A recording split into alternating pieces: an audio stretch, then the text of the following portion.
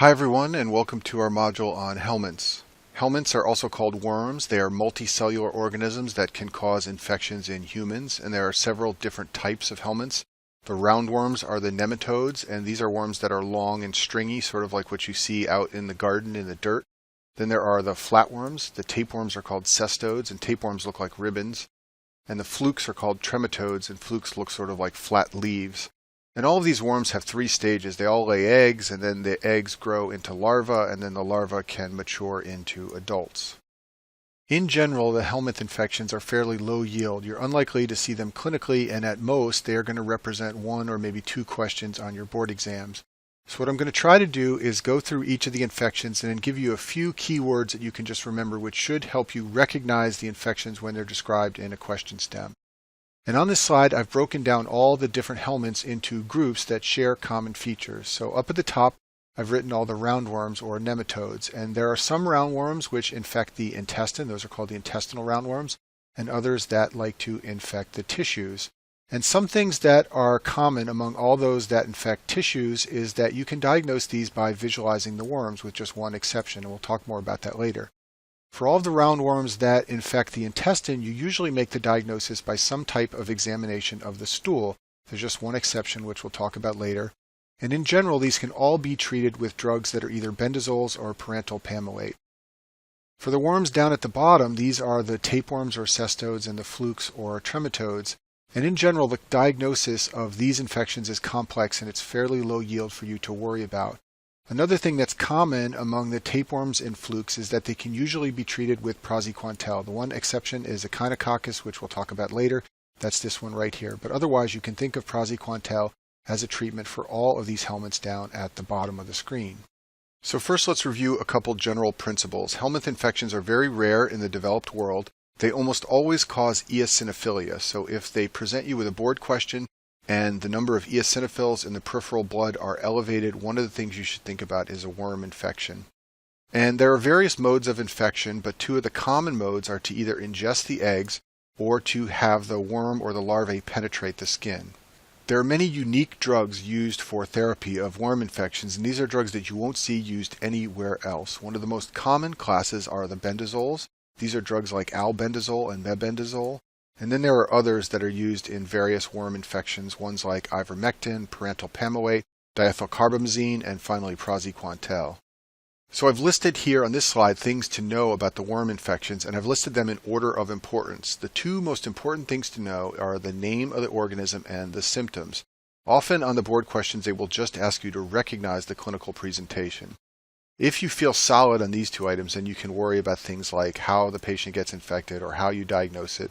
It's often a stool analysis and the various treatments for the different infections. So going back to our summary slide, I'm going to start by going through the intestinal helminth infections. So these are infections like Enterobius, Ascaris, Trichinella, Strongyloides, and finally the hookworms. And all of these are roundworm infections that affect the GI tract. Enterobius vermicularis is the cause of pinworm, and this is the most common helminth infection in the U.S.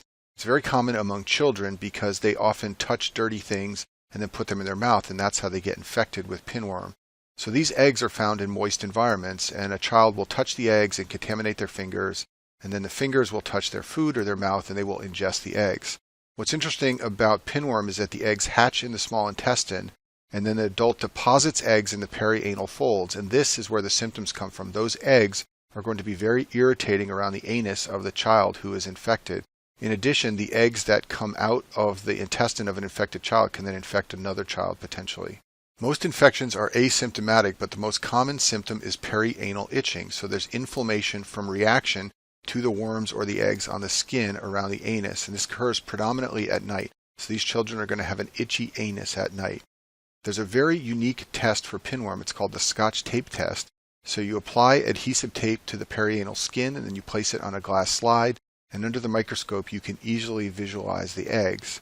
And this is one of the infections that you can treat with the bendazoles like albendazole and mebendazole. You can also treat it with parental pamoate. And what I'm going to try to write at the bottom of all these slides for you are 3 or 4 buzzwords to remember about each infection. And the thing to remember at Enterobius is that it occurs in children, it gives them an itchy anus, and it has the Scotch tape test. If you know these 3 things, you will likely be able to identify it in a board question. Ascaris lumbricoides is also called the giant roundworm, and this is a very big worm. Pinworms are small, but this is a very big worm. It's found in warm tropical climates, and just like pinworm, it's common in children who have dirty hands that they put in their mouth. And this worm is so big that there are reports of children vomiting up worms that you can see with your naked eye. It's nasty. These worms live in the small intestine of infected patients, and then they shed eggs in the stool. And the eggs go into the environment, and then other children touch them, and this results in fecal-oral transmission. That's why kids most commonly get this, because they tend to do the most dirtiest things with their hands and put them in their mouth. When the eggs are ingested, they hatch in the small intestine, and then they release larvae which creep into the intestinal wall and penetrate it, and then migrate via the blood or lymphatics. It is creepy to think about these things crawling inside someone's body. Now, most patients with an Ascaris infection are going to be asymptomatic, but the two organ systems you should always remember for this worm are the GI tract and the lungs. So those larvae, once they penetrate the small intestine, can cause inflammation. And in fact, Ascaris is one of the most common causes of bowel obstruction in some underdeveloped countries. In addition, the worms can migrate to the lungs and cause pulmonary symptoms like cough and shortness of breath. This is called Loeffler syndrome. It's an eosinophilic pneumonitis from worm migration to the lungs. You can diagnose the giant roundworm by seeing those eggs on the stool examination, and this is a picture of some of the eggs in the top right corner here. And you can treat Ascaris with the bendazoles and also with parental pamoate. So the classic case is going to be a patient with recent travel to an underdeveloped country who has abdominal pain, wheezing and cough, elevated levels of eosinophils, and eggs seen on the stool exam. And down here at the bottom, I've written the buzzwords for Ascaris, and that's bowel obstruction, pneumonia, and eggs in the stool. The next intestinal roundworm is Strongyloides stercoralis, and this one is different because it penetrates the skin. You don't get this by ingestion of the worm or the eggs. So the larvae of Strongyloides are found in the soil, and if it gets onto your skin, the worm can penetrate the skin, and then it migrates via the blood to the lungs, where it penetrates the alveolar air sacs. Now, I told you this is an intestinal roundworm, so why am I talking about the lungs? Well, the reason is because once it penetrates those alveolar air sacs, it can ascend the tracheobronchial tree, and then you swallow it. So then it gets into the intestine, where it matures into adults and burrows into the duodenum and the jejunum. So what's interesting about Strongyloides is that it's an intestinal roundworm, but its path to the intestine is very unusual. It penetrates the skin, goes up to the lungs, and then ascends and gets swallowed, and that's how it gets into your GI tract. So once you understand the path it takes to get to the belly, you can understand the symptoms. So there are often skin reactions like a rash and itching, and this is from the worm penetrating the skin. There are pulmonary symptoms like cough and throat irritation and wheezing and sometimes hemoptysis. And then once it gets into the intestine, it can cause duodenitis. So people have belly pain and diarrhea, they have poor appetite and nausea and vomiting. And one thing you may want to remember about Strongyloides is that you will not see eggs when you look at the stool. You will see the larvae. And the reason you see the larvae is because of this unique life cycle. It's not like you ingest the eggs like some of the other worm infections. It gets to the belly after going through the lungs and being swallowed, and by that point the eggs have hatched and they are larvae. You can also detect it with serologic blood tests. And the treatment is one of the bendazoles, albendazole, and another medicine called ivermectin. So the buzzwords here for Strongyloides are skin, belly pain, and cough. Those are the three things I always remember about this worm infection, and that reminds me that it penetrates the skin, gets into the belly, and also goes through the lungs to give you the cough symptoms. The next intestinal nematode are the hookworms, and there are two species of hookworms. The first one is called Ancylostoma duodenale, and the second one is Necator americanus. In both of these hookworm infections, the worms live in the small intestine of infected patients, and eggs get shed in the stool. What's interesting about hookworm infections is that you don't get it by ingesting the eggs. The eggs hatch in the soil and turn into larvae, and then the larvae penetrate your skin. So in order to get sick from a hookworm, there have to be infected patients living nearby you, and those people have to get elements of their feces into the soil, and then the soil has to contaminate your skin. Once the larvae get into the skin, they migrate to the blood where they're carried to the lungs. This is very similar to Strongyloides. They ascend the bronchial tree and get swallowed, and that's how they get into the intestine. So just like with Strongyloides, this is an intestinal worm infection, but it doesn't get into the intestine by ingestion of eggs or worms. It gets in through the skin. I told you that these worms live in the intestine of people who are infected, so you can imagine that the major impact is on nutritional status. The worms are attached to the intestinal mucosa. They cause blood loss by ingesting blood, and this is facilitated because these worms can produce anticoagulants so that they can get blood out of the capillaries without having the blood coagulate. People who are infected with hookworms daily lose blood and iron and albumin, and they get very anemic and they get very malnourished. And you may see pictures of children who are malnourished in developing countries. Some of that is just from lack of food, but sometimes it's also because they're chronically infected with these hookworms. You can diagnose these infections by examining the stool and finding the eggs, and you can treat them with the bendazoles like albendazole and mebendazole, and you can also treat them with parental pamoate. And the buzzwords for a hookworm infection to remember are skin, skinny, and anemia. So it gets in through the skin, it makes you very skinny through its impact on nutrition, and it makes you anemic. And then the last intestinal nematode we'll talk about is trichinella, which causes trichinosis. And trichinosis is something you get if you don't cook your meat. One of the many reasons that we cook meat well is so that people don't get this infection. When the larvae get inside your small bowel, they mature into adults, and then they migrate to striated muscles. So the symptoms of a trichinella infection are muscle weakness, which is very unique and unusual among these Helminth infections. And the classic biopsy picture they like to show you is what's up here in the top right corner, and it is the larvae of one of these Helminths in the muscle. This is the muscle of the tongue. And it's very creepy to think about this thing living in the muscles inside your body. You can diagnose it by looking for antibodies, but also by biopsy, like is shown right here. And you can treat this with the bendazoles. And when it comes to trichinella, just remember meat and muscles. It's really all you need to remember to know how you get this infection and the symptoms of this infection. So that's the last of the intestinal nematode infections. So let me just summarize some of the key points to remember. There are 3 of these intestinal nematodes that make you sick by ingestion of eggs. So Enterobius, which is pinworms, Ascaris, and trichinella. And trichinella, remember, you ingest the cyst. 2 of them make you sick by skin penetration. So strongyloides and hookworms both get in through your skin, and then remember, they go to the lungs and then get swallowed and get into the gut. Most of these are diagnosed by some examination of the stool. The exception is pinworm, where you do the Scotch tape test. And usually in the stool you see the eggs. The one exception is strongyloides, where you see larvae. And most of these are treated with bendazoles and parental pamoate. The one exception is strongyloides, which you can also treat with ivermectin. So back to our overview of the Helminth infections, we began by discussing the roundworms, and I just went through all the intestinal roundworms. So now we're going to talk about the tissue roundworms. So all of these Helminth infections infect tissue. They don't generally give GI symptoms. The symptoms are related to which tissues they invade. And in general, the way you diagnose all of these is by visualizing the worms somehow. Toxocara is one exception. But for all the rest of them, you're going to actually see the worm somehow to make the diagnosis. Dracunculus medinensis is also called the guinea worm, and this is a very easy Helminth infection to remember because it's an enormous worm. It can be up to a foot long, and it can burrow into the skin. You get infected with dracunculus by consuming unfiltered water that contains small crustaceans called copepods. Crustaceans you may know of as crabs, but there are other crustaceans, and some of them are very small, and you can drink them with water. The copepod dies and it spills the larva inside of it into your intestine. The female adults then migrate to the skin.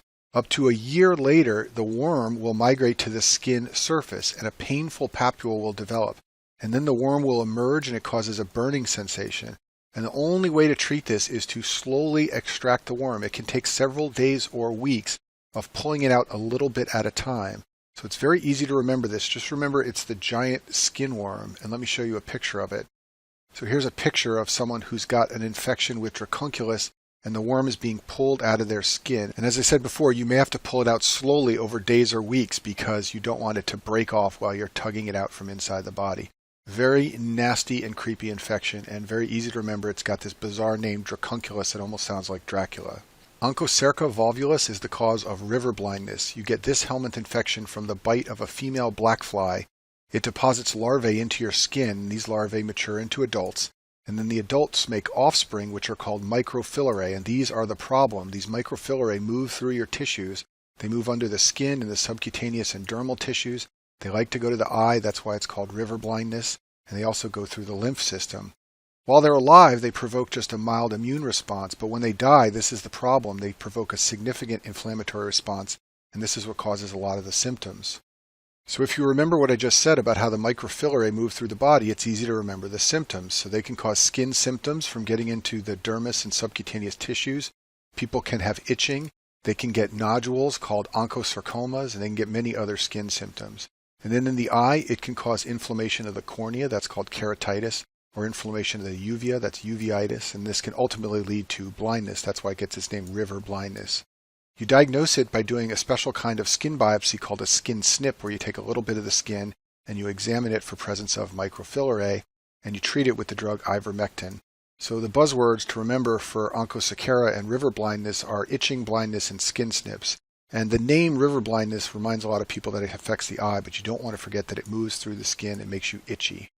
Loa loa causes loiasis. This is the African eye worm. You get this worm if you get bitten by a deer fly, either a horsefly or a deer fly, and the fly introduces larvae into your skin, and the larvae penetrate the bite worm and then mature into adult worms over several months. The adults live in the subcutaneous tissue, but they migrate to other areas, especially the eye, hence the name. And the diagnosis of loiasis is often made by visualizing the worm swimming across the eye of an infected patient. It can be swimming across for up to 20 minutes, very creepy and nasty. So most people with loiasis are asymptomatic, but the two main clinical manifestations are subcutaneous swellings. These are called Calabar swellings, named for a place in Nigeria where they're common. And then, of course, the migration of the worms across the subconjunctiva of the eye can cause eye symptoms. These worms measure up to 7 centimeters. They're long, and as I said before, you can visualize them crossing the conjunctiva. It often takes 10 to 20 minutes for the worm to work its way across the eye. You can diagnose it by visualizing the adult worm in the subcutaneous tissue or in the eye, or by doing a blood smear. And this is treated with a drug called diethylcarbamazine. And so the buzzwords to remember for Loa loa are eye worm and skin swelling. Most people remember the eye worm. This worm has a very unique name, and most people remember that picture of the worm swimming across the eye. What people sometimes forget are the Calabar swellings and the skin symptoms, and that's because it moves through the subcutaneous tissue, just like a lot of the worms we'll talk about in this module. Lymphatic filariasis is a Helminth disease caused by several different worms. The first one is called Wucheria bancrofti, the second one is Brugia malai, and the third one is Brugia timori. All of these helminths are transmitted by mosquito bites, and the larvae migrate to the lymphatic system. They grow into adults over months, sometimes up to a year, and the bottom line here is that they obstruct the lymphatic flow. So people with filariasis have massively swollen extremities, usually legs, and it's because their lymphatic ducts are blocked by the presence of this worm. And this is a picture here of someone who has filariasis, and you can see how the lower extremities are massively swollen. It's a very disfiguring condition. And the legs are swollen like that because the lymph ducts are obstructed by this worm living in the body. So the symptoms are lymphedema and elephantitis, which basically just means swelling of large parts of the body. There's massive non-pitting edema. It's important to remember that lymphedema is non-pitting to differentiate it from the type of edema you get in patients who have heart failure, for example. The tissues will get hardened over time and they can become hyperpigmented. And the major problem here is disfigurement and disability. People can have trouble moving because their limbs are so disfigured. You can diagnose this by doing a blood smear and seeing the microfilariae. A key finding is eosinophilia, so someone who looks like this and has eosinophils in their blood smear definitely has filariasis. And you can also treat this with the drug diethylcarbamazine. And so the buzzword here is just to remember elephantitis. When you hear the term filariasis or you hear any of these helminths mentioned, think of the person in this picture here to remember the symptoms that it causes. The last tissue roundworm is Toxocara, which is the cause of visceral larva migrans. And this helminth is not a natural human parasite. It likes to live in dogs and cats. There's one called Toxocara canis, which lives in dogs, and Toxocara cati, which occurs in cats.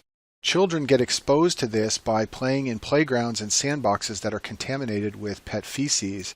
Once the children get the Toxocara inside their body, they will develop hepatitis and pneumonitis because the larvae migrate to the liver and lungs. Eosinophilia will be present, just like it's present in many of these helminth infections. And you can diagnose it with serology, looking for antibodies to the worm. And the treatment for Toxocara is bendazoles, like albendazole and mebendazole. So the classic case is going to be a child who plays in a sandbox or eats dirt, and there's going to be mention of cat or dog exposure. There'll be wheezing or dyspnea, and this is often going to be in a child with no history of asthma. And then there's often right upper quadrant pain and hepatomegaly from the liver involvement. So the buzzwords here are to just remember cats, dogs, and kids, and liver and lungs. It almost sounds like a rock and roll lyric or something. And these 5 words together really remind me of all the things I need to know about Toxocara. Back to our overview of the helminths. So I discussed all of the roundworms or nematodes. I talked about the intestinal roundworms and the tissue roundworms. And now I'm going to move on and talk about the tapeworms or cestodes. And in general, for the tapeworms and the flukes, the diagnosis is fairly complex and it's low yield and not worth you learning about. Another thing that is similar among most of the tapeworms and flukes is that they can generally be treated with praziquantel. The one exception is echinococcus, which causes giant liver cysts. These have to be surgically drained and treated with albendazole. We'll talk about that in a minute. But other than that one exception, you can just think of praziquantel as the therapy for all the tapeworms and flukes. So first let's talk about Taenia solium, which causes teniasis. And the way you get teniasis is by eating raw or undercooked meat. Usually it's pork because this helminth likes to live in pigs. So if you eat meat from a pig and you don't cook it well, you can get this infection. What happens is you ingest the larval form, which is called an oncosphere, and when you ingest it, it goes into your intestine and matures into a tapeworm. Most infections are asymptomatic, but when people do have symptoms, they're usually mild GI symptoms like nausea and poor appetite and belly pain. A major clue in someone with non-specific GI complaints is the presence of eosinophilia. When you see that, you should think of tinea infection. You can diagnose this by finding either the eggs or segments of the worm called proglottids in the stool, and you can treat this with a drug called praziquantel. And I just remember this is the meat tapeworm that goes to the gut. A related disease to teniasis is called cysticercosis, and this is caused by the eggs of Taenia solium. It's very important to understand that this condition is not from undercooked pork. The way you get cysticercosis is that tapeworm carriers, so people who are infected with the tapeworm, shed the eggs in their stool, and then someone else will have fecal-oral ingestion of those eggs, which will then hatch in the intestine. So often when someone gets cysticercosis, there's another member of the household who is a carrier of the tapeworms and shedding the eggs in their stool. Very important to understand that when you ingest the larvae from undercooked pork, you get teniasis. When you ingest the eggs from fecal-oral contamination, you get cysticercosis. Once the helminth gets into your bowel, it can invade the bowel wall and disseminate, and it can travel to muscles and liver, and it especially likes to travel to the brain. We'll talk about that in a minute. Over a few weeks, the tissue forms of tinea form. They're called cysticerci, and these are little membranous walls filled with fluid. And classically, what you get is something called neurocysticercosis, where you get multiple cysts in the brain. And in underdeveloped countries, cysticercosis in the brain is a major cause of seizures. And one high-yield thing to know about this is if you hear of someone from an underdeveloped country who has seizures, one thing you should think about is that they may be infected with this helminth. And this is a fairly classic MRI image of someone who has neurocysticercosis. You can see lots of these black circles. Those are cysts in the brain. And this person is going to present with seizures. So the key words to remember here are eggs, brain cysts, and seizures. And that will help you remember cysticercosis. And it's also important to spend a few minutes making sure you understand the difference between cysticercosis and teniasis, even though they're both caused by the same helminth. Diphyllobothrium latum is a tapeworm that's very similar to Taenia solium, but instead of getting it from pork, you get this from eating infected fish. And the unique thing about infection with Diphyllobothrium that they want you to know about is that it causes a B12 deficiency. So patients who are infected with this tapeworm will become anemic, and the helminth has an affinity for vitamin B12, so it competes with the host for the vitamin. So even though someone may be eating enough B12, it'll all be going to the worm instead of to the person. So the patient will get all the classic symptoms you know of B12 deficiency: a macrocytic megaloblastic anemia, hypersegmented neutrophils, and neurologic symptoms like paresthesias and subacute combined degeneration. And really the main thing to remember about this helminth is the B12 deficiency. Echinococcus granulosus is a helminth that causes giant liver cysts. That's the most important thing to remember about it. It's got a very usual name with the word coccus in it. It almost sounds like it might be a bacteria, but it's not. It's a helminth. Dogs are the definitive host, and they shed eggs in their stool. And then when people don't wash their hands and touch contaminated soil and dirt, they get fecal-oral ingestion of the eggs. When the eggs hatch in the intestine, they penetrate the mucosa and they enter the blood and lymph system, and the first place they like to go is to the liver. So like I said, the main clinical problem is liver cysts, and they can become massive, greater than 10 centimeters in size. Patients will have an enlarged liver on exam and right upper quadrant pain. If you want to be a superstar on your clinical rotations, especially with a gastroenterology attending, mention echinococcus as a potential cause of hepatomegaly and right upper quadrant pain. The cysts can sometimes rupture, and when they do, people can get a fever, and they've been known to trigger acute hypersensitivity reactions, even sometimes an anaphylactic reaction when the cysts rupture. You have to treat these with surgery, and one interesting thing they do is they pre-inject the cyst with an agent to kill the parasite so that it doesn't spill all over the body and trigger a reaction when they open up the cyst. They often inject it with hypertonic saline and ethanol, and this will kill the helminth. And then after surgery, they give adjunctive therapy with albendazole. And the main thing to remember about Echinococcus is that it causes giant liver cysts. So back to our overview. Now we've gone through all of the roundworms and all of the tapeworms, and I'm going to finish this module by discussing the flukes or trematodes. And just like with the tapeworms, the diagnosis is complex and fairly low yield to worry about, but the treatment is praziquantel for all three of the flukes that we're going to discuss. The first fluke is schistosoma, which causes schistosomiasis. So these worms live in snails, and the infectious form, which is called Cercaria, emerge from the snails and contaminate water. And once they get into the water, they can penetrate the skin of humans. Over a few weeks, the worms migrate through your tissues and they develop into adults inside of blood vessels.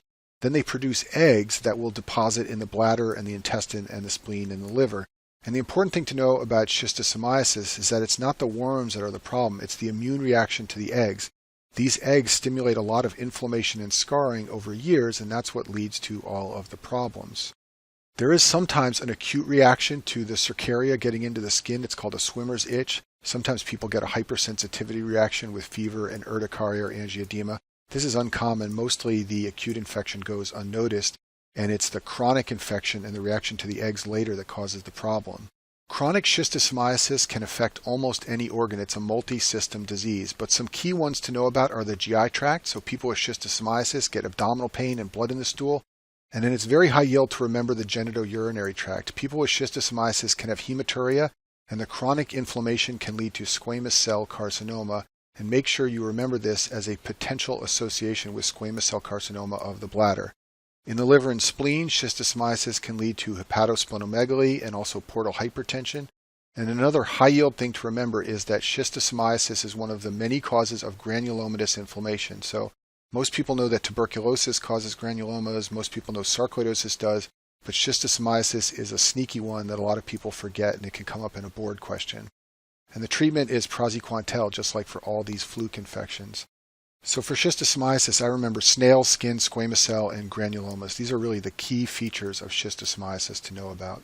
Clonorchis sinensis is the Chinese liver fluke, so it's found in southern China and also places that are close to China like Korea and Japan and Taiwan.